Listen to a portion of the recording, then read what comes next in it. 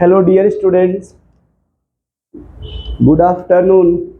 हम लोग पढ़ेंगे भाई प्रॉपर्टी ऑफ ज्योमेट्रिकल आइसोमर, जिसमें हेडिंग लिखिएगा आप लोग डाइपोल मोमेंट। हेडिंग लिखिएगा डाइपोल मोमेंट, डाइपोल मोमेंट। ये देखिए जो डाइपोल मोमेंट है इसे म्यू से रिप्रेजेंट किया जाता है।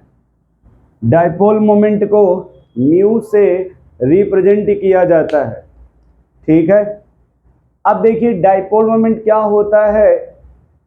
व्हेन इक्वल चार्ज, या कह सकते हैं when opposite charge is separated by distance is called dipole moment, is called dipole moment.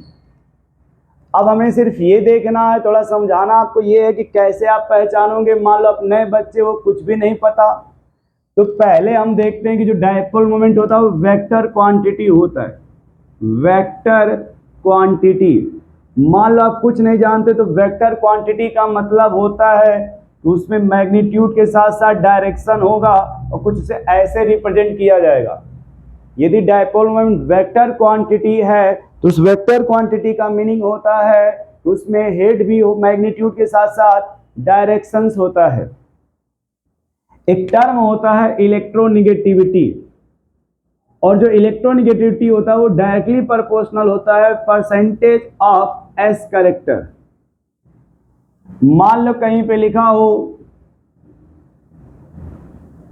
sp sp2 और sp3, sp2 और sp3, तो कहते हैं कि यहाँ पे जो यस का परसेंटेज होगा वो 50% होता है यस।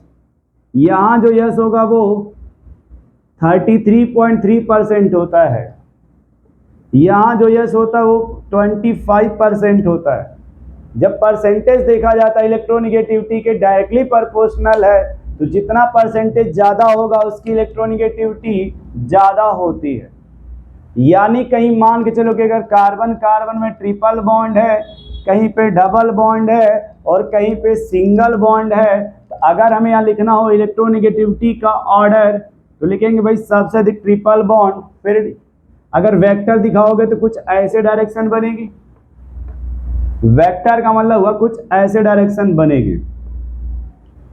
मान लो कहीं पे कार्बन डबल बॉन्डेड हो और क्लोरीन हो, मान लो कहीं कार्बन डबल बॉन्डेड हो और इससे एक तरफ लगा क्लोरीन हो, ठीक है।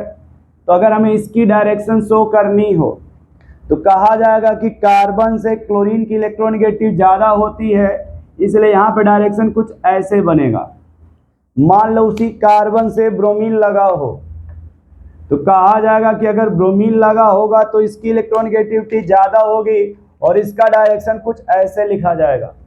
अब कहा जाए कि मान लो उसी कार्बन से डबल बॉन्डेड कार्बन से मिथाइल लगा हो CH3, तो कहा जाएगा कि भाई जो मिथाइल होगा वो sp3 कार्बन होता है और जो डबल बॉन्डेड sp2 कार्बन होता है, तो इसकी इलेक्ट्रोनिगेटिव ज़्यादा होगी। तो यहाँ जो डायरेक्शन होगा वो कुछ ऐसे दिखा जाएगा, इस तरह से, ठीक है। अब इसी का हेल्प लिया जाएगा, इसी के हेल्प से हम लोग एक्सप्लेन करेंगे डाइपोल मोमेंट को। इसको एक्सप्लेन करेंगे डाइपोल मोमेंट को। मान लो कहीं पे सिंगल बॉन्ड है, कहीं डबल बॉन्ड है, तो किसकी इलेक्ट्रोनिगेटिविटी ज्यादा है? डबल बॉन्ड की। मान लो कहीं पे सिंगल बॉन्ड है, कहीं डबल बॉन्ड है, किसकी इलेक्ट्रोनिगेटिविटी ज्यादा है? डबल बॉन्ड की। जिसकी इलेक्ट्रोनिगेटिव ज्यादा होगी उधर वेक्टर का हेड किया जाएगा। मान लो कहीं कार्बन से क्लोरीन लगा हो तो किसकी इलेक्ट्रोनिगेटिविटी ज्यादा मानेंगे? कार्बन की, सॉरी क्लोरीन की, इसलिए जो वेक्टर जाएगा वो क्लोरीन के तरफ जाएगा। यदि उस कार्बन से ब्रोमीन लगा हो तो उसकी जो डायरेक्शन होगी वो ब्रोमीन की तरफ होगी। इतने पॉइंट के हेल्प से हम लोग पढ़ेंगे डाइपोल मोमेंट। हम चाहते हैं इसे रफ कर दिया जाए, आप समझ गए होंगे। अब देखो, अगर आप समझ गए होंगे तो देखो इसका यूज कैसे करेंगे। पहला लिखिएगा केस 1, ठीक है। लिखिएगा जो म्यू सिस है, म्यू मतलब डाइपोल मोमेंट सिस का ज्यादा होगा डाइपोल मोमेंट ट्रांस से। यानी पहला हम कंडीशन ये पढ़ेंगे कि जो सिस बनेगा उसका डाइपोल मोमेंट ज्यादा होगा ट्रांस से। किस केस में? वेन अटैच्ड ग्रुप, या से लिखिए वेन टू अटैच्ड ग्रुप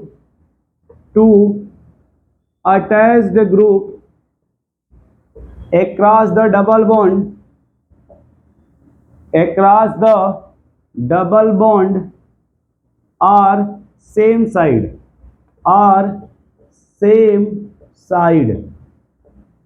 अब इसका देखो मीनिंग क्या होता है। across the double bond का मीनिंग समझो। मतलब ये है कि ये डबल बॉन्ड होता है, इसको बोलते हैं क्रॉस द डबल बॉन्ड। ठीक है। सेम साइड का मतलब होता है इसके किसी भी एक तरफ, ऐसे एक तरफ को बोलते हैं क्रॉस द डबल बॉन्ड। अब चाहे तुम ऐसे बनाओ चाहे तुम ऐसे बनाओ, इसको कहेंगे double bond, across the double bond are same side. अगर when two attached group across the double bond are same side, and ये जो दो ग्रुप है ना, when two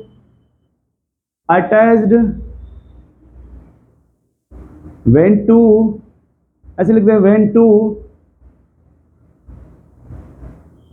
लिखेंगे when same two group attached, और अच्छा हो जाएगा when same two group attached। अगर सेम प्रकार का दो ग्रुप अटैच्ड है तो वहां पे सिस का ज्यादा होगा एज कंपेयर टू ट्रांस का। जैसे मान लो हमने लिख दिया CH3 और ये CH3, यहाँ H और यहाँ H, ये CH3 इधर CH3H। ये हमारा एग्जाम्पल फर्स्ट है, पहला एग्जाम्पल। तो आपने देखा, ये देखा इसके पहले कि मान लो अगर ये कार्बन डबल बॉन्डेड है, कार्बन सिंगल बॉन्डेड है, तो किसकी इलेक्ट्रोनेगेटिव ज्यादा होगी? डबल बॉन्डेड का। यानी यहाँ ये जो मिथाइल होगा इसका डायरेक्शन कुछ इधर होगा। ये मिथाइल सिंगल बॉन्डेड है, ये डबल बॉन्ड है, इसका डायरेक्शन कुछ इधर होगा। इन दोनों का जो रिजल्टेंट होगा भैया वो कुछ इधर होगा। यहां देखा जाए तो इसका जो डायरेक्शन है वो कुछ इधर होगा, इसका डायरेक्शन वो कुछ इधर होगा। ये दोनों अपोजिट है तो इसे ट्रांस कहते हैं, ये सेम साइड है तो इसे सिस कहते हैं। अब सुनो, अब देखो यहां पे देखा जा रहा है तो जो म्यू सिस है वो बढ़ रहा है, जो म्यू सिस की वैल्यू है वो बढ़ रही है, और यहाँ जो म्यू ट्रांस है ये वैल्यू कैंसिल आउट हो रही है। यहाँ एक दूसरे को ये कैंसिल आउट कर रहे हैं। यहाँ जब कैंसिल आउट होगा तो यहाँ म्यू की वैल्यू लगभग 0 हो जाएगी, और यहाँ जो वैल्यू होगी म्यू 0 की से बढ़ जाएगी, सिस की वैल्यू 0 से बड़ी होगी, क्योंकि इन दोनों का सेम डायरेक्शन है लगभग। तो सेम ही तरफ, मतलब इधर एक तरफ आ रहे हैं तो ये लगभग बढ़ेगा रिजल्टेंट, जबकि एक दूसरे को कैंसिल आउट कर, क्योंकि अपोजिट डायरेक्शन है। यहाँ पे जो डायरेक्शन से कह सकते हैं सर जी ये अपोजिट डायरेक्शन है। अगर अपोजिट डायरेक्शन है तो एक दूसरे को कैंसिल आउट कर देंगे, ये अपोजिट डायरेक्शन है तो एक दूसरे को कैंसिल कर देंगे, और जब कैंसिल कर देंगे तो म्यू की वैल्यू 0 हो जाएगी। म्यू की वैल्यू 10 से लिखो 0 हो जाएगी। यहाँ पे कहेंगे सर कि लगभग यहाँ पे अपोजिट है, यहाँ डिफरेंट कहेंगे सर, यहाँ पे डिफरेंट डायरेक्शंस है। अपोजिट सेम नहीं कहेंगे, डिफरेंट डायरेक्शंस, बट अपोजिट नहीं है। तो यहाँ पे एक तरह से रिजल्टेंट एक ही तरफ बढ़ेगा तो यहाँ पे वैल्यू बढ़ जाएगी। तो म्यू सिस की वैल्यू ज्यादा हो गई 0 से, और ट्रांस की वैल्यू लगभग 0 हो गई। तो कह सकते हैं सर जो सिस होगा उसका डाइपोल मोमेंट ज्यादा होगा as compare to trans. Trans से सिस का डाइपोल मोमेंट ज्यादा है। कुछ बच्चे कह रहे हैं सर एक और एग्जाम्पल लिखो। चलो एक और देख लो, वरना तुम लोग जान दे दोगे, वो भी जान दे दोगे, कहोगे एक और बताइए, एक और देख लो। कंडीशन यही है, कंडीशन की भाई या तो सेम टाइप का ग्रुप एक तरफ हो या फिर वो अपोजिट हो। मान लो इनको हमने इस बार अपोजिट कर दिया, कार्बन ना लेके अब इसी को बस ऐसे देखा जाए तभी भी बात वही आएगी। ठीक है, यहाँ क्लोरीन नहीं दिख रहा है तो चलो यहाँ लिख लेते हैं, थोड़ा इसको और इधर बना लेते हैं ताकि तुम्हें किसी तरह का रोना गाना न रहे। यहाँ देखो दोनों सेम टाइप का हो गया, यच लिख रहे हैं ताकि पता चले, वरना कहोगे ये तो अलग अलग हो गया। अब थोड़ा देखो, यहाँ जो क्लोरीन की डायरेक्शन होगी वो कुछ इस साइड होगी, यहाँ क्लोरीन की डायरेक्शन कुछ इधर होगी, मान लो अगर यहाँ ब्रोमीन होता तो उसका भी डायरेक्शन यही होता, यहाँ अगर ब्रोमीन होता तो उसका भी डायरेक्शन यही इधर होता। तो ये देखो एक दूसरे के अपोजिट हो रहे हैं। यहाँ देखो इसका डायरेक्शन कुछ इधर होगा, इसका कुछ इधर होगा, तो इन दोनों का जो रिजल्टेंट आएगा वो एक ही तरफ आएगा, कुछ इधर इन दोनों के बीच में आएगा रिजल्टेंट, और यहाँ पे एक दूसरे का कैंसिल आउट हो जाएगा। तो यहाँ जो म्यू ट्रांस होगा, म्यू ट्रांस ये वैल्यू हो जाएगी 0, और यहाँ जो म्यू सिस होगा, म्यू सिस ये 0 से बड़ी हो जाएगी। तो केस हमारा फर्स्ट यही था कि सिस के वैल्यू ज़्यादा होगी एज कंपेयर टू ट्रांस। थोड़ा नोट करो भाई, सिस का डाइपोल मोमेंट ज़्यादा होगा एज कंपेयर टू ट्रांस। सिस की वैल्यू ज़्यादा एज कंपेयर टू ट्रांस। चलो ये लिख लिए होंगे आप लोग, यही कर देंगे अब केस नंबर 2, यही लिख दिया जाएगा केस नंबर 2। अब केस अगर 2 होगा तो समझ गए होंगे कि जो म्यू ट्रांस होगा वो ज़्यादा हो जाएगा as compare to mu cis, mu trans होगा वो ज़्यादा होगा एज कंपेयर टू सिस। अब देखो ये सेम लैंग्वेज कहेंगे,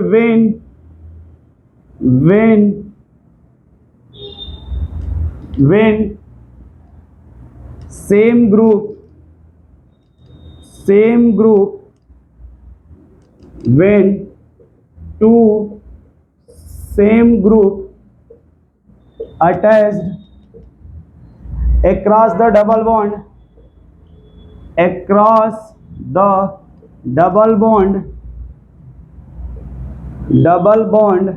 are opposite side, यानी कह रहा वही दोनों ग्रुप को अपोजिट भेज दीजिए। अपोजिट का मतलब मान नहीं, वेन टू क्या लिखा, when same two group, when same two same group, when different two, ठीक है, when different two group attach across double bond are opposite side. When different दो ग्रुप है ना, देखो अब जैसे मान लो हमने यहां पे लिख दिया CH3C double bond C Cl H और H, C double bond C Cl CH3H H। अब देखो कॉमन सेंस थोड़ा सुनना, यहां देखा जाए तो ये sp3 होगा, ये sp2 होगा, तो जो डाइपोल मोमेंट का डायरेक्शन होगा मोर इलेक्ट्रोनेगेटिव के तरफ होगा, और ये कुछ इधर होगा, यहां जो होगा वो कुछ इधर होगा। तो मान के चलो कि अगर इधर से आ रहा है तो उसी में से कुछ इधर जा रहा है, और यहां देखो ये डायरेक्शन कुछ इस तरफ होगा और इसका डायरेक्शन कुछ इस तरह होगा। तो कहेंगे सर यहाँ पे लगभग यहाँ पे सेम डायरेक्शन है, यहाँ पे सेम डायरेक्शन हो गया, यानी यहाँ पे एडिशन एक तरह से हो रहा है, और यहाँ थोड़ा डिफरेंट डायरेक्शंस हो गया। तो अगर ये डिफरेंट डायरेक्शंस हो जाएगा तो इसका जो मैग्नीट्यूड आएगा थोड़ा वो डिफरेंट, यानी सबट्रैक्शन का मामला हो गया, और यहाँ एडिशन का मामला हो गया, इसलिए इसका डाइपोल मोमेंट बढ़ जाएगा एज कंपेयर टू सिस। सिस के कंपेरिजन में ट्रांस का डाइपोल मोमेंट ज़्यादा होगा, और यहाँ पे सिस का थोड़ा कम हो जाएगा। क्यों ट्रांस का ज़्यादा होगा? क्योंकि यहाँ पे थोड़ा एडिशन हो रहा है, यहाँ थोड़ा इधर आ रहा है तो इसी में से कुछ इधर चला गया, यानी थोड़ा ये सबट्रैक्शन हो रहा है, और यहाँ पे ओवरऑल एडिशन हो रहा है, इसलिए ट्रांस का डाइपोल मोमेंट ज़्यादा है एज कंपेयर टू सिस।